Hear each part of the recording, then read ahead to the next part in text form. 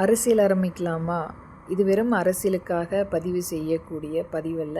எளிய மக்களுடைய வாழ்வாதாரம், அவர்கள் இன்றைக்கு எவ்வாறு வெளிநாடுகள் முகவர்கள் மூலம் சென்ற ஒரு மிகப்பெரிய ஒரு இக்கட்டான சூழலில் மாட்டிக்கொண்டு அவர்கள் ஒரு முழுமை பெறாத அவர்களுடைய வாழ்வாதாரத்தை ஒரு முழுமையான நிரந்தரமான வேலை நியமனம் செய்யப்பட வேண்டும். இது அரசாங்கத்துக்கு உட்பட்ட வேலை நியமனமா என்று நம்மளுடைய அரசாங்கம் முழுமையாக இங்கிருந்து வெளிநாடு செல்லக்கூடிய அந்த விசா எடுக்கும்போதே முழுமையாக அவர்களை சோதித்து அனுப்பக்கூடிய ஒரு ஆய்வும் மற்றும் அவர்கள் எத்தனை நாட்கள் அங்கு இருக்கின்றார்கள், அவர்களுக்குரிய சம்பளம் மற்றும் அவர்கள் என்ன செய்கின்றார்கள், எங்கே அங்கு தங்குகின்றார்கள் போன்ற ஆய்வை முறைப்படுத்த வேண்டும்.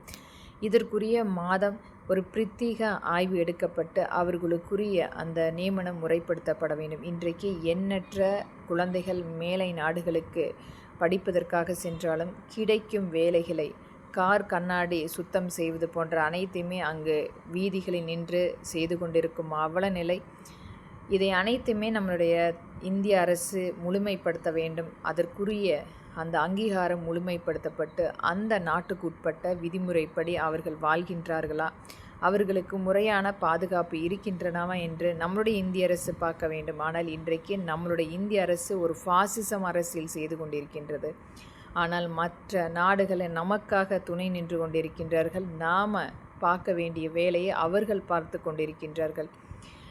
இனியாவது மற்ற நாடுகளை பார்த்து நம்மளுடைய ஃபாசிசம் அரசியல் திருந்தப்பட வேண்டும்.